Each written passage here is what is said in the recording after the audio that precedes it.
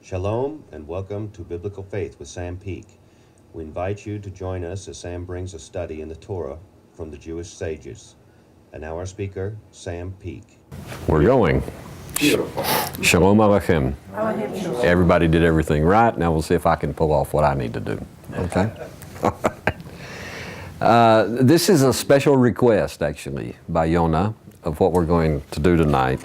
Several years ago, I have to give you a little bit of the background, and this may be a little lengthy. Y'all just have to put up with me. I'll try to compact it as much as possible, but we're going to be talking about such profound concepts. I mean, we'll see. Okay. Anyway, several years ago, I was invited to one of Vendel Jones, Professor Jones's B'nai Noach conferences. He used to have an annual B'nai Noach conference. And first and foremost, maybe we should say, just give a little tease on what are B'nai Noach. And because a lot of people probably don't have a clue who may be watching right now, or who, if we do this on a DVD or whatever. And so what are the B'nai Noach? B'nai Noach is a Hebrew term that means the children of Noah. It's a reference to the covenant that God made with all of mankind after the flood through Noah, and it's known as the covenant with Noah, or Noach, okay, in Hebrew. And it's the covenant that's literally binding upon all the human race, everyone. So we think of the Jewish people, and then we think of non-Jews, and a lot of people say, okay, all the non-Jews, they're B'nai Noach. In a sense, that's true, but to me, to be a B'nai Noach, a ben or a bat Noach, a son or a daughter of Noah, means you actually accept upon yourself that covenant that God made with Noah. And there are a lot of different factors that have to do with accepting that, all right? Number one, and the foremost one, is actually you accept the Torah as the authority for your life. That God can tell you what to do, okay? And whether you understand it or not, you'll come to understand it. But that Hashem can tell you what to do, and that the Torah is the address for that. So the Torah is the authority for your life. Also, to be B'nai Noach means that literally you take upon yourself the minimum, we say the minimum obligation of the 7 B'nai Noach commandments. And there's a reason that there are 7. They are all, a lot of people look at them and say, oh goodness, they're all negatives. Don't kill, don't murder people, don't commit adultery, don't blaspheme God, don't make an idol and bow down to an idol. And they say, oh, they're all negative, except there's one that's positive that says you'll make courts of justice, that actually to enforce these laws. It's all about society and a culture of law and order in which people can function and live and be safe. And so sometimes B'nai Noach themselves get offended and they say, oh, all we have is these negative commandments. You have to understand that the flip side of every negative commandment is many, many positive things, okay? Many positive things. For instance, the commandment not to steal. The flip side of that is to have to do the hard work that's necessary to make the world a place where stealing is not an option. There's many, many positive things that have to be done there. The same thing with murder, the same thing with adultery, the same thing with blaspheming God, the same thing with idolatry, all of those things. So the flip side of all the 7 B'nai Noach commandments are many, many positive things to do. So the other thing is that when I said that, to me, not all non-Jews are B'nai Noach, is because they have to accept the Torah as the authority. They have to really enter this covenant. I don't think it automatically gets applied to them. They have to enter into it and accept the Torah as the authority for their life. And then they have to realize that certain things are given to the Jewish people to do. One of those things has to do with the interpretation of the Torah, which is the oral Torah, the Torah Shebe'al Peh. And this also is a part of the acceptance of the authority of that. So a Ben Noach can't just come to the Torah and come up with his own stuff. He can't read his own stuff into it or what he thinks about it. He has to have a rabbi, in other words. He has to have a Torah teacher, preferably a good rabbi who knows the halakha, who knows how to interpret the Torah, and who has a mastery of all the oral Torah, who can help him understand, help him come closer to Hashem, help him do his job. And so to me, a B'nai Noach who doesn't have some kind of connection is not really a B'nai Noach. I hate to say it that way, but they're not. They haven't really, you know, the great Rabbi Yitzhak Ginsburg of Galenai says an unbelievable thing. He says, to be B'nai Noach means a mini conversion. Conversion to what? I mean, literally they change themselves. There's a transformation that's made. To what? To the one true faith. The one true faith is Torah Judaism. It's not like there's a religion for the B'nai Noach and then there's a religion for the Jews and that they're separate. That's not the way it's supposed to be. There's only one faith, and that's Torah faith. And now that doesn't mean that the distinction comes in that there's two different jobs.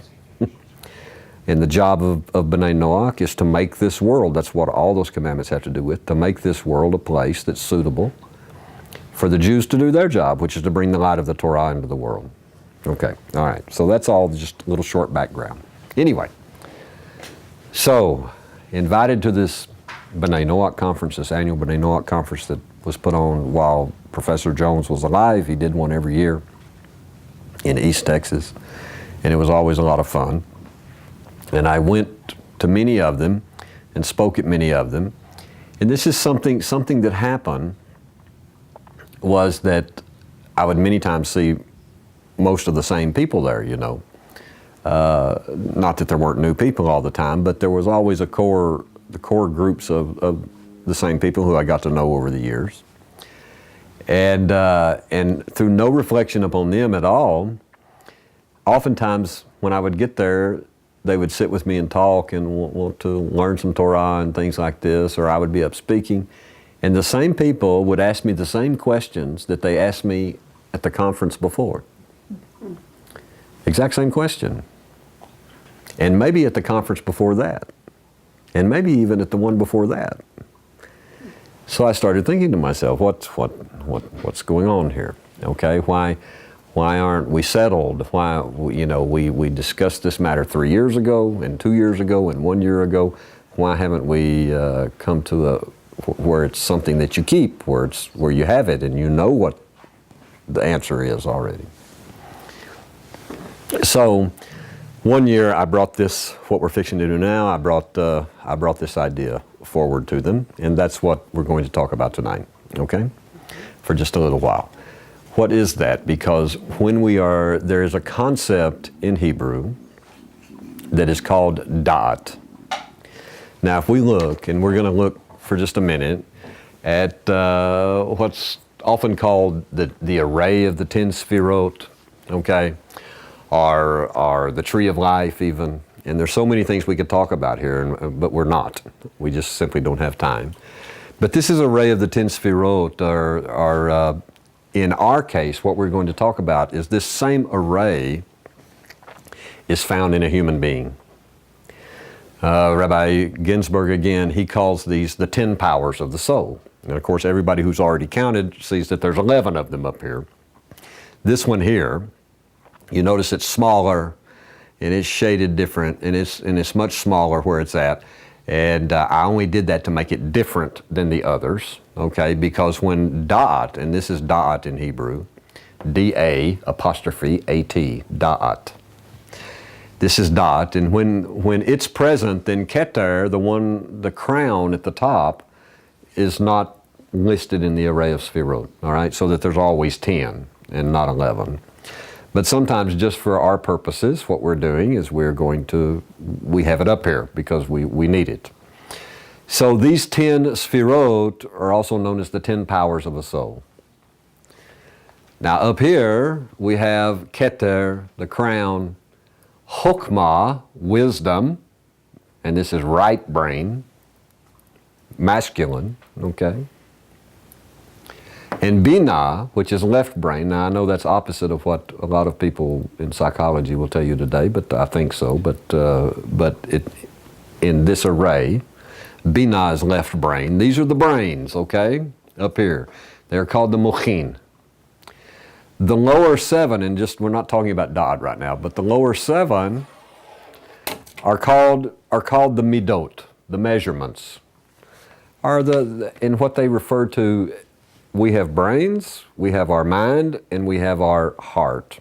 We have our emotions, all right? So all of these lower 7 are the emotions of the soul, the emotive powers of the soul. These upper 3 are the brains, all right? Now, so we have to learn a few things about dot. If we look at all of this, and I'm sorry, I know I'm standing in Audrey's way, but I'll get out of the way in a minute. That's okay. If we look at all of these, we can see the Kabbalah speaks of what's called 32 pathways of wisdom. If I can write this, 32 pathways of wisdom. That is the 10 sfirot, if we count them, 1, 2, 3, 4, 5, 6, 7, 8, 9, 10. So that's 10. And then we see all of these connecting lines, and on every connecting line is a letter of the Hebrew Aleph Bet. So we have how many letters in the Hebrew Aleph Bet? 22. So 22 plus 10 is 32. So we have 32, the Kabbalah speaks of 32 pathways of wisdom, and these are the pathways. And then we have, and I'll just put wisdom here, 32 pathways of wisdom. And then we have 50 gates of understanding, of Binah.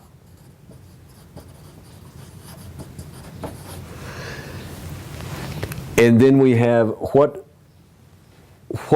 is it that connects, what are the connections between the 32 pathways of wisdom and the 50 gates of understanding? And they talk about 72 bridges. 72 bridges. Okay? These are extremely interesting numbers. At least a mathematician will tell you they are, because they are a progression. What is it that these 3 numbers have in common?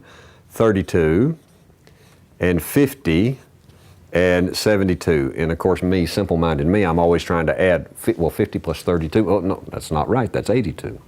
It's not 72. So what is it that they have in common? Anybody, any mathematician know? And I know Professor Thomas out in Odessa, Texas is right now screaming at me what the answer is. But I can't hear him, so. Okay, it wasn't a test, and I won't, it's no demerits, yeah. But there's a relation. They are all what are called double squares. Okay? If we start with the number 1, 1 squared times 2 is what? Well, 1 squared is 1 times 1 is 1, times 2 is 2. Okay? So 1 squared is 2. Then we take the next one. What's 2 squared? 2 times 2 is 4, times 2 is 8. And then let's go to the next one, 3. 3 times 3 is 9, times 2 is 18. Now let's go to 4. 4 times 4 Is 16. 16 times 2, 32. Let's go to the next one. That was 4. Let's go 5. 5 times 5 is 25, times 2 is 50. Now let's go to the next one, 6. 6 times 6 is 36. Times 2 is 72. So it's a progression, and it's the squares, the double squares of 4, 5, and 6. Now what immediately brings that interesting is because 72 is 36 plus 36. The sages teach us that in the world there are 36 tzaddikim upon whom the existence of the entire world rests. Why? Because they are the connectors, and this are the bridge, if you will. They are the bridges between this world and Hashem. Okay? So 36, but 36 times 2. There are 2 36s. So there is a teaching that for every revealed tzaddik, there is a hidden tzaddik. For every tzaddik that we know, and we know he's a tzaddik, okay, there are 36 of them. There is also another one that's hidden, that nobody knows anything about whatsoever. This world. in this world. So at all times, there are 72 tzaddikim who are the bridges, just like it says up here. That's where the 72 bridges really manifest itself, between this world and the next. So, what in the world is all of this about, and what does it even matter? It'll be interesting, because now let's look at what is a bridge. This will all make sense in a moment, maybe. If it doesn't, then it just doesn't. Okay? So does anybody know what the word for bridge in Hebrew is? It's gesher. A gesher. That's gimel, shin, resh. Gesher. All right? This is a bridge. What is it that actually dot does? And look, dot is so important because, you know, the rabbis have a saying, the sages have a saying, that whoever has dot has everything. Whoever doesn't have dot has nothing. Now, don't take that the wrong way, okay? People will freak out and start taking that the wrong way. But it's simply trying to tell us just how important dot actually is. So when we come to dot, this word dot, that word in itself means a bridge. Dot. And I'll explain what I mean by that, okay? Dot is the word that we use for knowledge. That's the general way that it's translated, okay? To know. To know something, to really know something. And that is one way to actually look at this term dot, is to have something, and this is in reflection to the questions that came year after year after year, the same questions, and people couldn't get a hold of it, because once you know something, it's yours. Follow me? It's yours. So that's one aspect of dot, and it's generally translated as knowledge or to know. But it's also the word that's used actually in the Torah. It's a euphemism that's actually used for the first sexual union between Adam and Chava. And Adam knew his wife, knew, dot. So it's a bridge, it's a connector. They were connected, that's the idea. And it means literally to join in that sense. So if we go back up here, what is going on here? And we place dot here, and we have to understand there's an upper dot. I'll just give that to you right quick, okay? In general, it says dot actually operates on two levels. The higher level is called da'at elyon, the higher dot. Or it's also called da'at hane'elam, meaning the hidden dot, what's hidden. That serves, according to Rav Ginsburg, that serves to secure the continuous bond, the continuous joining between Chokmah, wisdom, and Binah, right and left brain, in a body, okay? Between the two higher powers of intellect, or the brains, Chokmah and Binah. The lower level of da'at, which is referred to as da'at takton, which means below, okay, lower knowledge, or da'at hamit pashet, which means the knowledge that extends, the extending knowledge. It serves to connect the mind with the emotions. Da'at, when used as a verb like this, like in a sexual union, is always a reference to the joining of two opposites. In that case, male and female. They're opposite. In this case, Chokmah, right brain, Binah, they're opposites. Or, in the case that we're going to talk about now, the mind up here over what? The emotions. And this is the idea, when we are upside down, is when we make all of our decision making is based strictly on our emotions, how we feel at the moment, all right? Then we're upside down, and I'll be truthful with you, we make unbelievably bad decisions. because we may not feel that way the next day, or a week from now, or whatever, and then we make another decision, again based on emotion, and the wrong thing is in control. That is not to say, like a lot of people think it says, meaning that emotions are bad and that you should purge yourself of emotions. Of course not, because you know there's a beautiful saying in Kabbalah that God wants the heart. He wants your emotions. The idea is your emotions must be in service to Him, in service to the brain, and the brain has to be connected to the Torah. So an example, and this is why, let me just read this to you from, I got this from Rav Ginsburg just a little bit ago. Da'at is often associated in the soul with the powers of memory and concentration.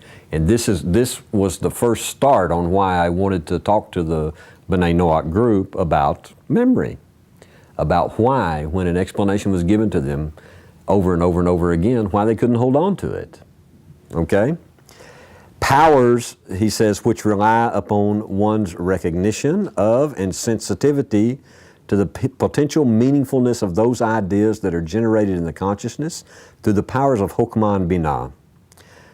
Okay, he's going into something I didn't want to go into, but that's all right. It's okay. It has to do with memory, and it has to do with concentration. Again, let's go back for just one moment to the idea, to help put this more into perspective. We're talking about higher dot here and hidden dot, okay, and we usually say it's hidden because it's just here in your brain. It's not something that you're parading around, not something that someone can look at you and easily see. Oh, that person has dot, okay? So the hidden part, which joins Hokmah and Binah, these two sphirot, all right, these two powers of the soul, wisdom and understanding, it's the higher one, and it's hidden. How does that come about? How is that produced? It's extremely interesting. Again, dot being a word that's used for a sexual union, that is the way that it's described when we study Torah, and we know we have to do that for this to happen, really happen, for its own sake, in order to please Hashem. And there's something that we need to add to that I know I lecture on that all the time and beat you over the head with it. But there's one other caveat that we need to add to that, and that is that we also have to have faith. We have to have emunah, faith, to believe that the light that is in the Torah can change us, that it can transform us. It's very important. And then we also have to ask Hashem for help, which is what's the plea? Galinai, open my eyes that I may behold the wonders of your Torah. All right?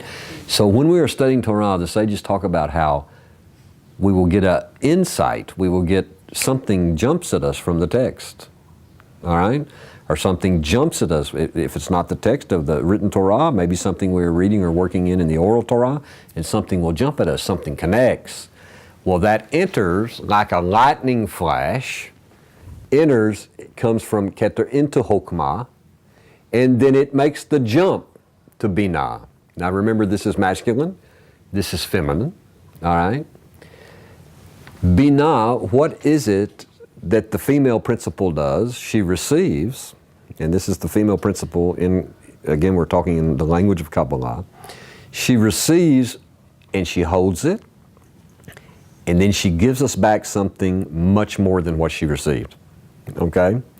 And it's the idea of exactly what happens when men and women know each other, and she conceives and then has a baby. We get something completely new. We get offspring, children from that, all right? Those children are actually what is dot. It's what connects them. And will connect them no matter what. Yeah. Okay? It's exactly what connects them, and in that sense it's dot. Now even if we go to Torah, the word Torah, now I know many wonderful great rabbis talk about how the word Torah comes from or in Hebrew, which means light, and that's true on one level, okay? But the great Rav Shimshon Raphael Hirsch, who was a master in the Hebrew language, an absolute master, he actually says that the root for Torah is hara, which is the word that we use for parents. You know, I used to teach when I was in my younger days, when I would be trying to get a crowd, you know, I would announce the subject, you know, are you pregnant? Because the whole idea of Torah study is to get pregnant.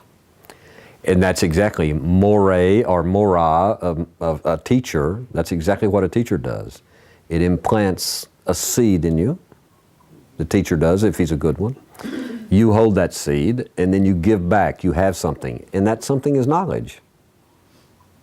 It's knowing. Okay, so y'all are all still with me. This is the idea. This is the higher knowledge. Then we have the lower knowledge, because if we, once this is produced, the higher knowledge, okay, that joins these two in talking about in Torah study, then that leads us to do what? To do what we learned. To not just study Torah, but to do Torah. Yeah. That doing of Torah is what joins now the mind, puts the mind in the right place, the Torah head in the right place, over the emotions, and it joins the mind and the heart. And we know that that has to take place with a mitzvah, with a commandment, because well, when we come to B'nai Noach, it's not for any reason, or it is for a reason, that there are 7 B'nai Noach commandments, and there are exactly 7, 1, 2, 3, 4, 5, 6, 7. There are exactly 7 powers of the soul, of the emotions, that have to be rectified in order to come in. And it has to do with keeping those commandments. With the Jewish soul, because of their job assignment, because they have a totally different job assignment of bringing the light of the Torah into the world, those 7 become 613. Okay? And it's very interesting because 613, the Jewish people, 7, the B'nai Noach people. Actually, if we take the gematria of Keter comes out to 613 plus 7 comes out to exactly 620. Yeah. Which means we're talking about both. We're talking about both groups and the powers of the soul. All right? So you still with me? Okay, all right, cool. Now, so you say, okay, what does that have to do with anything? How in the world do we produce this upper dot, which leads to lower dot? How do we produce this child, this offspring of Torah study, of the insight that comes and then jumps over, and we get pregnant and we have this child and our brains are connected, okay? And then that leads us to keeping mitzvot, and then that rectifies all of our emotions and puts them in the right place. And you know, even a great, well, no, I won't go there right now. No, that's probably not a bad idea, or not a good idea. Okay, we'll go somewhere else. But how do we do it? What's going on there? And by the way, and I know we have a lot of Christian students of the Torah that watch us and join with us and study with us. And I don't, go out of my way anymore, only because of bad experiences, but I don't go out of my way anymore to try to point things out always to Christians about how this is an explanation for this, and this is an explanation for this teaching or whatever it is in the New Testament. But in this case, there's an example that's just so good that's there. I want to say it because there's a teaching in the New Testament that's found in the book or the letter of James. If we make him the Jew that he really was, his name is Yaakov. Okay. So it's found in his writings, and as far as I can tell, he was a nice rabbi. And he says something absolutely amazing. He says, "Don't be just a hearer of the Torah. Be a doer of the Torah." Okay, well, hold on. A hearer of the Torah is someone who is studying. But he says that's not enough. He said you have to be a doer of the Torah, so you have to do something. You have to put into practice what you're learning. You have to keep the mitzvot. That's the idea. You have to do the Torah. And also for its own sake, also just in order to please Hashem. So you have to do the Torah. And then he gives an example which fits exactly what we were talking about here. Because he says if you're just a hearer only and you're not a doer of the Torah, you're like a man who looked at himself in the mirror, stepped away from it, and forgot what he looked like. So what's he saying? If you're just a hearer, you never develop da'at. You never remember. You don't remember who you are.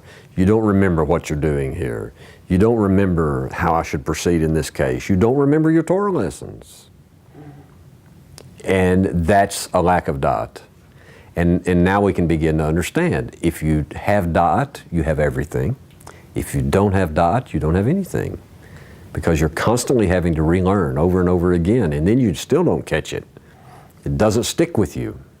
So what in the world has this got to do with anything? Why in the world did I bring up the idea with the B'nai Noach conference? Or am I accusing them of something? Am I saying that they're not keeping the commandments? What am I saying? Am I not being nice? I mean, what's going on? Here's the idea. Here's the deal. There's a book called Sefer Yetzirah. It's a Kabbalistic work. It's a beautiful Kabbalistic work. I don't recommend you all run out to buy a copy of Sefer Yetzirah. In fact, I don't even recommend for anybody to study Kabbalah except with a teacher, or which would include the writings of great rabbis like Rav Ginsburg and others, and there are others that are extremely good.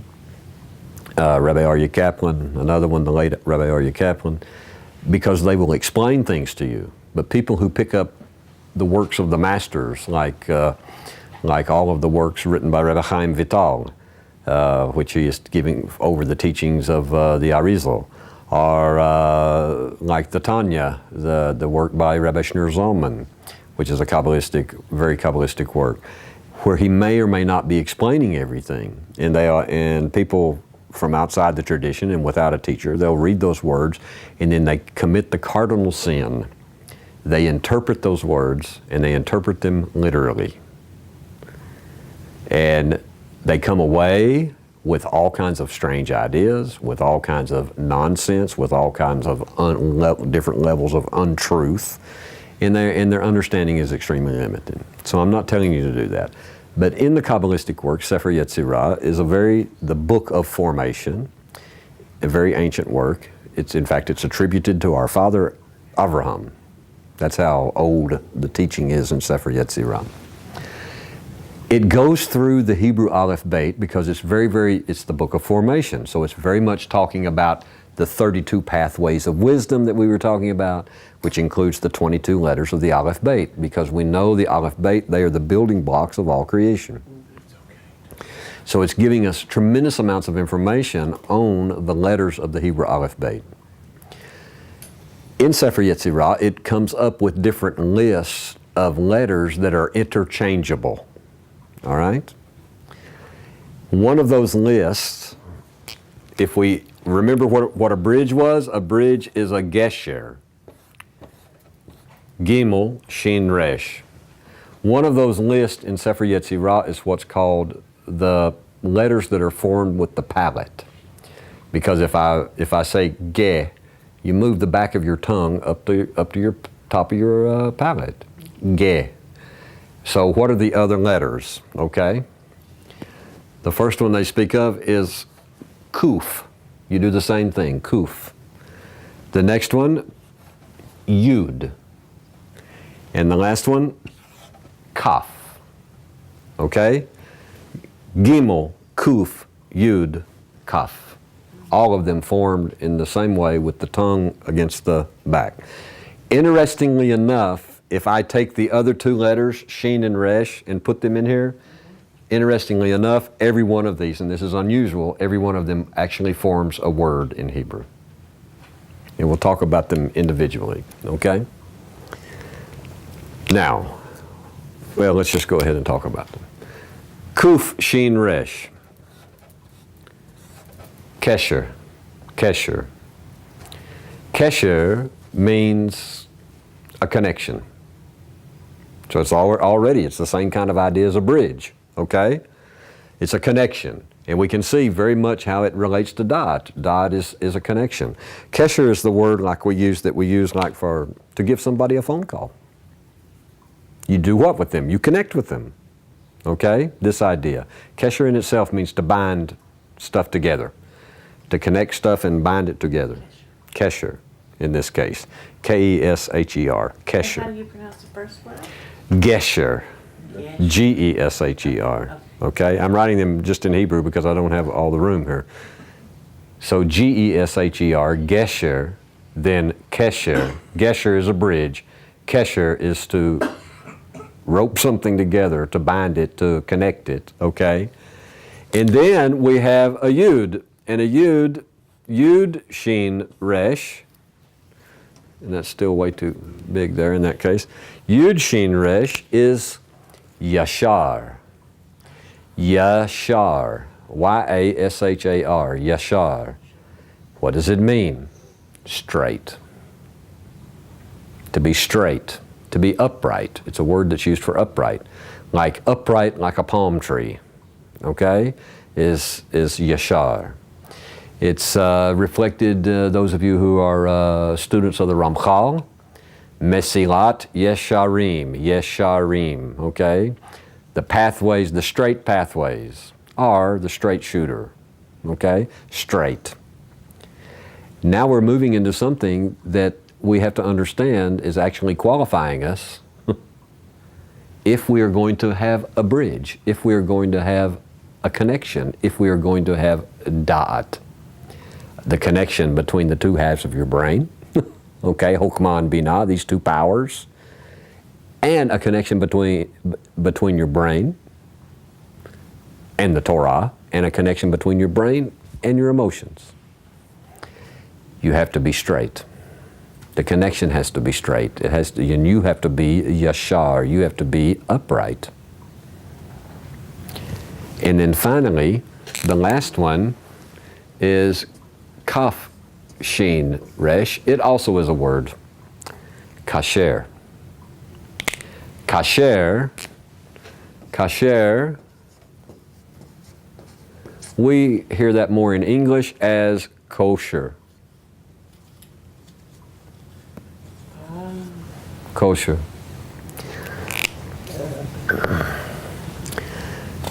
Now here we go.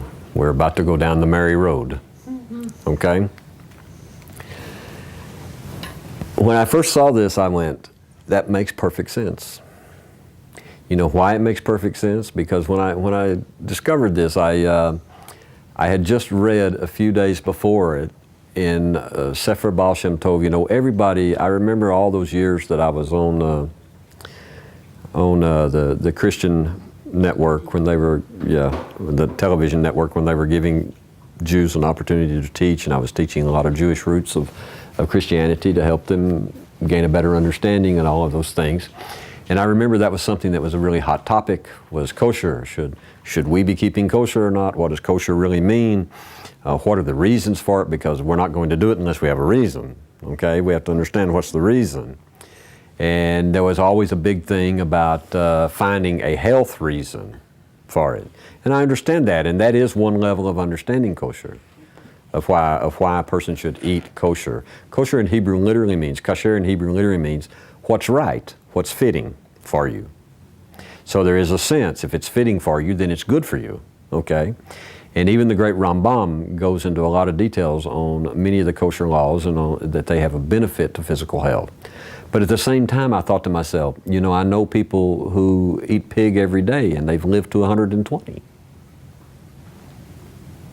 What's this? You would think if physical health was the reason for the kosher laws, that everybody who eats the forbidden animals and eats totally unkosher, they'd all be dying off like flies. So that can't be it. That can't be the real reason. That can't be the real thing. So a few days before this, I just read in Sefer Baal Shem Tov, the great Baal Shem Tov, where he asked a question and talked about why. He said, why is it that Hashem listed for us certain animals that are unclean? Because if we say unclean, okay, tumah, that is what they produce in us. There's a reason they're called unclean. It doesn't have anything to do that a pig roots in the mud. Or whatever else is there, okay? That's not what it's about. It has something to do with the spirit of the animal. Not saying that even that it's a bad spirit. That's not what he's saying either.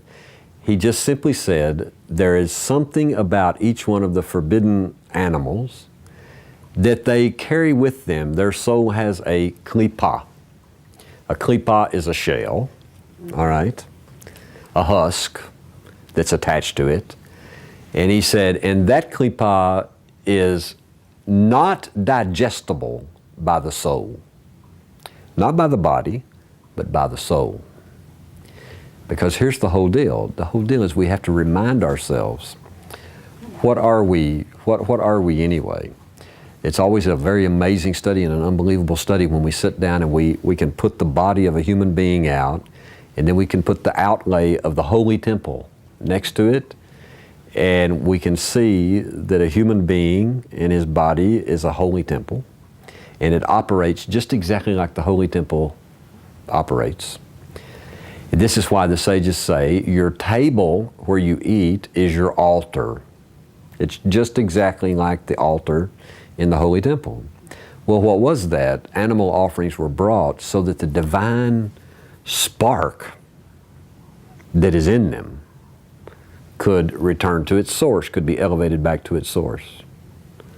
We eat food for exactly the same reason. If we have not, if we have knowledge of how the universe operates, if we have that in our heart and soul, if we know what's really going on in the world, we just don't eat just to satisfy the physical craving. And in this case, your belly is your altar. And what does it do? It burns up the food. That's the terminology that we use, and that's literally what it does. Just like on the altar, where everything becomes an olah, a whole burnt offering, and it does what? Well, of course it feeds the physical body, but it obviously also somehow feeds the soul, at least the connection that the soul has with the physical body. Then, like all of the offerings in the holy temple, the ash, what is left over, is removed every day. Same thing goes on in a human body. Now, if you have trouble removing the ash every day, immediately you get into a bind. The very first thing that was done in the Holy Temple every day was the removal of the ash. Okay? This is why the sages say, this is why a human being is called Olam Katan, a little universe. Because the Holy Temple is actually the diagram of exactly how all the universes operate. Well, that means a human body also, a human being, is a map of how all the universes operate. We carry it around with us all the time. There's nothing we can't understand. Because if we can have some kind of level of understanding of our own bodies, we can understand how the universe operates. So it's unbelievably beautiful. It really and truly is. So there must be something going on here. Now, by all rights, I have to say that when we come to B'nai Noach, I can't rant and rave and say B'nai Noach they are under the obligation to keep kosher. All right, and when I say kosher here, I never tell a B'nai Noach that they should keep kosher as the Jews keep. Number one, it's not so easy, especially where there's not a lot of Jews and you don't have access to, especially when it comes to meat and even cheese and things like this. It cannot be so easy. So never would I tell a B'nai Noach that they must keep the same kashrut, the same level of kosher as the Jews. So when I say kosher here, I mean just clean. Just what's tahor and not tumah, not what's unclean. And anyone can read in the book of Leviticus in the Torah and easily understand the list, okay? We're talking about mainly kicking out things like pig and shellfish and things like this, and catfish even. In the state of Texas, that's almost sacrosanct. You can't talk about things like that. But it's true. So I'm reading in the Baal Shem Tov. Let me come back to where I was. I lost myself for just a moment, but I'm back now. Okay. I better check what I'm eating. You know, it's very interesting. There's a famous letter of the Rambam to the Jewish community in Yemen, where they sent him an inquiry talking about that they were, the rabbis and the leaders of the community were having trouble with their memory about Torah issues and about halakha and things like this. And he, you know what his response to them was? Go and check immediately what you're eating. That was his response. So what does the Baal Shem Tov say? He says, an unclean animal has a klippah, has a husk, that the soul cannot digest. And it is not taken out with the ash. Not immediately. It builds up and it remains. It stays with you for a while. It eventually can be removed, and the way it can be removed is by stopping eating it, okay? But it still remains with you. As long as it's with you, it makes a klippah. A klippah, it makes a husk, it makes a barrier. And it makes a barrier first, right here. As far as the elyon, the da'at elyon, or the da'at hane'elam, the hidden wisdom, or the hidden knowledge, or the upper knowledge, is the connection between these two. Now remember the idea. Chokmah, the lightning flash comes into Chokmah, and it's a flash of insight that goes from Chokmah to Binah. But if there's a klippah right here, from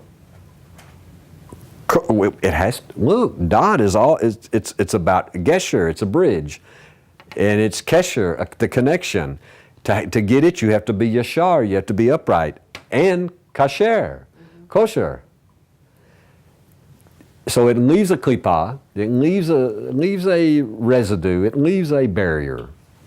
So the flash of insight never makes it to Binah, never gets over here to get Binah pregnant. The Torah hasn't done what it's supposed to do. It hasn't gotten you pregnant, okay? Because dot is never born. The baby is never born. That's upper dot. Without upper dot, you can never have lower dot, dot takton, because you can't ever make this connection, not a permanent connection. To make a permanent connection between your brain, your mind, and your heart, your emotions. Well, here are 4 things that you've just told us. Now, if we think we're doing, say, 3 of them, and we're missing 1 of them, It'll still have an effect. it's still going to block something. Yeah, it will still. Yeah. So here was my whole point with that B'nai Noach assembly. My whole point is, I'm not telling you have to go and keep kosher like the Jews. That's not what I'm telling you at all. I'm not even telling you as B'nai Noach, because obviously you're not under the obligation. And maybe it's not even, I don't really believe this, but some teachers might say maybe it's not even important that they should have it for the job that they have to do, but I don't completely agree with that. I'm not even trying to suggest to them that they must, that they absolutely, I'm not trying to bring some kind of hammer down on people's head and say you have to eat clean. I'm not even saying that, or you have to get rid of the pig, or you have to get rid of the shellfish or the catfish or whatever. I'm not trying to say that, because honestly, non-Jews are not obligated to it. However, if you ever want to have dot, it has to go. It's as simple as that. If you're okay being like that rabbi in the New Testament said, if you're okay forgetting who you are every other day and having to constantly come back and hear the exact same thing again and again and again and again and again and again and again, which, by the way, that's what most of that particular teaching of that religion does. You hear exactly the same message again. Why? Because you've already forgotten it from the last time. You understand what I'm trying to say? But I'm also not trying to say, never would I tell B'nai Noach that they're not perfectly free. They have perfect freedom in this matter. But I would tell them, if they ever really want to get serious about spiritual growth, if they ever really want to get serious about developing dot and getting right side up, where their emotions aren't jerking them around all the time, and where life is makes a lot more sense. All of those things. If they ever want to get to that point, they have to, at the minimum, get rid of these particular animals that are unclean, that are tumah, that make this residue, that make this barrier, that doesn't allow them. I call it spiritual birth control. Yeah. Is what it is. It really is. And of course, what you're controlling is you never ever develop dot that builds and stays with you and helps you and on and on and on. Again, if you have dot, you have everything. If you don't have dot, you don't possess anything. So the 7 Noahide Laws don't even Well, consider? not necessarily. You know, it's very interesting. And this is the very interesting thing. But I'm a little afraid to tell you this. Yes, we need to know. Yes.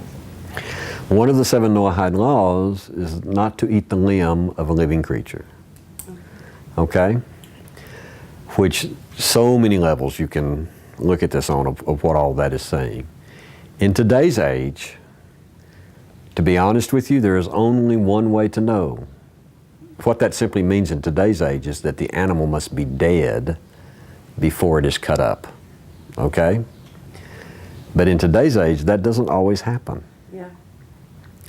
And so even a Ben Noach, who, if they're really serious about that commandment, about that particular B'nai Noach commandment, they may want to look into eating kosher because, as far as meat goes, because kosher meat, for sure, it is dead before it is cut up. And in modern slaughterhouses, I don't know, Rav Richmond did a big thing on this one time with a lot of research and everything, scared everybody to death, and they never asked him to repeat it again. You know, not everybody was jumping over themselves to saying, oh, that's so interesting. Yeah, it's the same. They're spraying bleach on the chickens. Oy vavoy, oy vavoy, yeah. It's horrible. Anyway, see, I'm telling you, so it's a problem. It's a problem. And those things will never allow you to, they are of spiritual birth control. It's birth control. And not to bring up the other book, but is that... It's okay, we mentioned it several times. Yeah, you started it. So does that connect with the statement in the New Testament where they were trying to decide what these Gentiles were? Oh, it's all, absolutely. The only way to understand, you're talking about in Acts chapter 15. Yes, It's, yeah, the only way to understand that is to understand the idea of halakha for B'nai Noach, because that's what they were trying to establish there. So what is the halakha for B'nai Noach? The halakha for B'nai Noach is, look, the bottom level is if you have accepted the Torah as the authority for your life, and you must make a connection with the Jewish people, with either a Jewish Torah teacher, preferably a rabbi who likes you and even loves you, okay, and who is looking out for your best interest. And I say all these things and we laugh a little bit, but that I'm afraid that not all rabbis who are involved in it are number one, are even qualified to be involved in it, are always have the best motivation. But so, be picky, okay? And when I say that a B'nai Noach needs to have a rabbi, it doesn't mean that any Joe Schmo that walks in off the street and says, hey, I'm a rabbi, that you automatically have to listen to him or take his authority or his halakha. But you should make, just like Pirkei Avot taught us, you should make yourself a rabbi, make yourself a rav, make one. Okay, so what's their obligation? Their obligation, if they've done these things, the Torah is the authority for their life, they have a rabbi who can help them and teach them the halakha, then the bottom line obligation is the bare minimum understanding of those Noahide commandments. Not to be an idolater, not to blaspheme Hashem, not to murder, not to steal, sexual sins, and to be a party of setting up a society that's a law-abiding society, to set up courts of justice, and not to eat the limb from a living animal, all of those things. So that's the bare minimum. We already talked about a little more than that, because we can flip every one of those negative commandments and we find hundreds of positive commandments on the other side of all kinds of things you can be doing in order to support life in order to support a society that's not a thieving society, okay, in order to support a society that doesn't blaspheme Hashem, that's not idolatrous, on and on and on, okay? So that's another level. And then, what does the Sanhedrin say? That's what's required of you. The bottom line is these negative things. That's what's absolutely required of you. That's what you're absolutely obligated to. The next step is these positive things you can be involved in, the flip side of the coin of all of those. And then they also say all of Judaism is open to you, which means you can keep kosher if you want to. It means, except for certain things. One of those things is to observe the Shabbat exactly the same way the Jews do. And the only reason that's there is so that people won't make a mistake and think you're Jews if you do some B'nai Noach thing or non-Jewish thing, that they're identifying you as Jews and misunderstand, okay? So there has to be a little bit of difference there. That and the other prohibitions have to do with the Torah scroll. Why? Because that's the specific inheritance and the specific thing that Hashem gave to Israel to teach the world, okay, to bring the light of the Torah into the world. It's all job specific. But otherwise, all of Judaism is open to you. Shabbat, kosher, the holidays, everything, okay? Does it mean you have to do that? No. Does it mean you can? Absolutely. Is it helpful for you? For some people, yes, and for other people, no. But I am going to tell you one thing from just a little bit of study we did tonight. If some level of kosher and the bottom level is at least getting rid of the unclean animals, if that's not there, you will never develop the da'at that you need to be a settled person. To be settled in your mind with your relationship with Hashem and who you are, okay? And to be settled even in your own life where your emotions are not jerking you all the time. And they're still going to try. I mean, you know, the idea is so interesting because the idea, we talked about joining opposites. Well, the mind in Hebrew and in Kabbalah is associated with coolness, cold even. Just intellect without emotion is cold. So when okay? we say you're cool, No, I don't know. I thought cool is a totally different idea. No, it's talking about, oh, that person is so cold. The decisions of the mind without the emotions are cold-hearted, we might even say, because there's no heart involved. The heart, on the other hand, is what? It's fire. So again, da'at in this case, the lower da'at that joins the mind over the heart is joining opposites. Water and fire. Ice and fire, fire and ice. That's brought out, you know, look, and this is a whole different lesson now. We're moving into an entirely different lesson. But there's a whole lesson on how are our opposites joined. How does that happen? You know, actually in the prayers that we say, when we say, Oseh Shalom Bimromav, he who makes peace in his heights. What's that talking about? What do you mean? There's not peace in heaven? He who makes peace in his heights, may he make peace upon us and upon all Israel. All right? Oseh Shalom Bimromav, hu yaseh Shalom Aleinu ve'al kol Yisrael. Ve'imru amen. Say amen. Okay. What is that talking about? The sages talk about the archangel Michael is ice. He is water. The archangel Gabriel, is fire. How can they both serve Hashem? They cancel each other out. Water puts out fire, okay? How in the world can they possibly work with each other? And there are actually, I think, 4 ways, plus a 5th one, that happens. And the first way is, and listen to this, it's very important.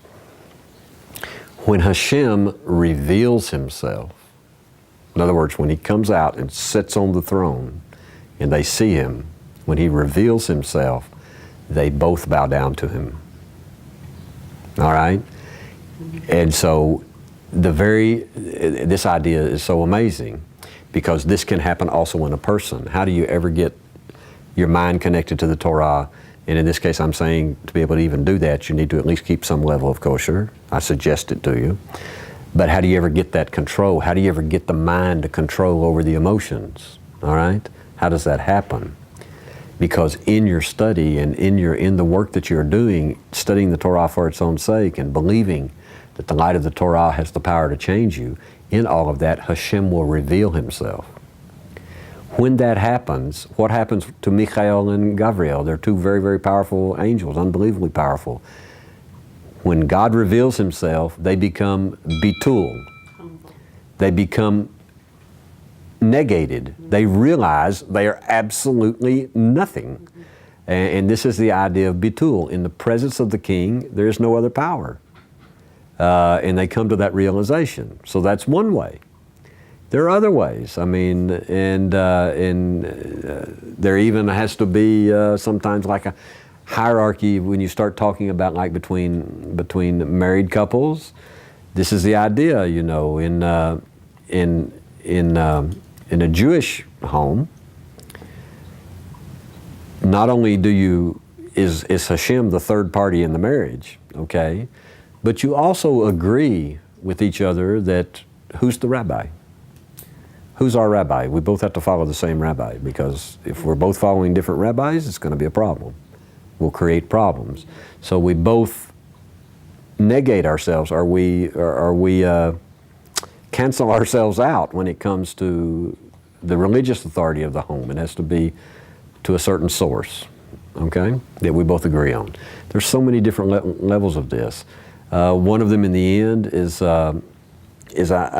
we have to come, and this is because of the world that we live in, because it's not rectified yet, all right?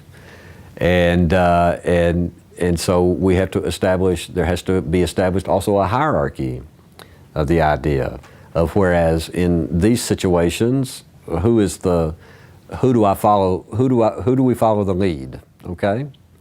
And it's not always the man. It all depends on the situation, it all depends on the context, it all depends on what's being dealt with, it all depends on which the man or the woman or the mind or the heart has more experience or has more knowledge about it, has more all of those things. You understand what I'm saying? Yeah, but there has to be a commitment that you work together, and in this case, like when we come to the kitchen, she doesn't have to allow you. You can go in and put your 2 cents, but she doesn't, in a Jewish, she doesn't have to allow you. She can say, get out. This is absolutely none of your concern. But I'm the one, get out. I mean, you know, so it's not like, a lot of people see that and say, oh, well, that's just those Jews being, you know, that male chauvinist thing where they're saying the husband is in order. But it all depends on the situation. But there has to be an agreed hierarchy. I mean, where generally the man is the leader in it. But you work together, and sometimes that's not always the case. Anyway, but if Hashem is not the third party, if He's not the real authority, and again we're talking about Torah authority, if that's not the authority in your life, then you'll have problems. Now, if a man is really smart, he'll go and read Rabbi Shalom Arush's Garden of Peace.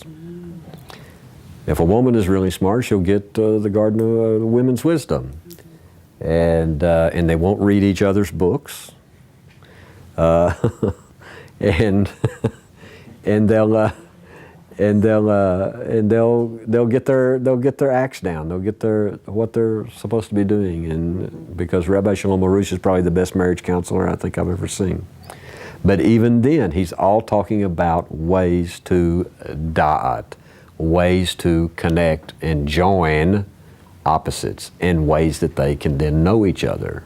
That's what it's about. Okay, and it's the same with us. So there's a whole lot here. There's a whole lot going on. I'm telling you, there's a whole lot going on. So it was okay? Oh, absolutely. Okay, so anyway, you know, and I had to go over and over and over again with the people because see, in the B'nai Noach movement, which by the way is a part of you know, you do know there's a worldwide Torah revolution really going on. And I'm praying that the Jewish people will be up to it. that we can actually handle it and not push everybody away because we don't completely trust them. No, it's not. What do you mean? What do you mean a burden? No, it's we're resistant to change. We're totally. No. What do you mean? They have responsibilities heavy on their shoulder. Well, of course, everybody does. We just have to do the job that we have to do. Yeah. And part of that job is to teach the non-Jews, teach the B'nai Noach to do the job that they're supposed to be doing. Now, what happens is sometimes you have many B'nai Noach who want to do the job of the Jews. This also is a problem. So they want to do the job of the Jews, and then they get in all kinds of, and this is how weird things develop. Yeah. This is exactly how weird, strange notions develop, and then we have all kinds of the invention. The Rambam, the great Rambam says, a Ben Noach is not allowed to make his own religion. What does he mean by that? He's not allowed to come to the Torah, the written text of the Torah, and to begin to interpret it for himself. Because the only way that can actually be done is with the oral Torah. Okay? So with that, and that means to understand the oral Torah, this is why you need access to a Jewish Torah teacher who is familiar with it, preferably a rabbi, who is knowledgeable of it and then cares about you. Okay? So, I mean, slowly this is all working together. There's a lot of mistakes being made, there's a lot of aggravation, but so what? That's the way it is. And it's just there's really a Torah revolution going on, and hopefully, well, with God's help, we should pray about it. We should actually ask Him for help in it, that it will all work together, that it will all come together for the benefit of His children, for their benefit, and that it would be pleasing to Him. If we'll go at it with those kind of motivations and those kind of intents, it's going to work. And I'm very excited about it, even though yes, is it a lot of work, and yes, do I try to run away from it from time to time? Absolutely. But to me, it's very exciting. I mean, in a sense, it's really something. Okay. All right, I think I'm finished. I don't think I have anything left in me. And but I just hope you understand what I was trying to get across, and how really important this is, and how it's locked into the secrets of the letters, and the bridges, and the tzaddikim, and to be an upright person, and to keep some level of kosher, at least getting the unclean animals out, to remove that spiritual birth control. You may very well be amazed at what will happen for those people who will just try it. Okay? Mm-hmm. All right. Again, at the same time, not telling you that you're under the obligation as a B'nai Noach. You're not under the obligation to keep strict kosher. You're not even under the obligation to eat clean. But it would be beneficial for you. It would help you in your spiritual growth and all of those things. I'm convinced of that without any doubt. Amen. Okay. Amen. So I'm finished. Shalom uvracha. No. No? Yeah. What do you mean, no? No. I'm sorry. I think I can run this part of it. Shalom uvracha, peace and a blessing. Thank you for joining us in our study. If you enjoyed this study and are interested in learning more from the Torah and the sages of Israel, then check us out on the internet at www.bfm101.com, or you may contact us toll-free at 1-800-639-0169. Our mailing address is Biblical Faith, P.O. Box 2, Abilene, Texas 79604. Until next time, we wish you shalom uvracha, peace and a blessing.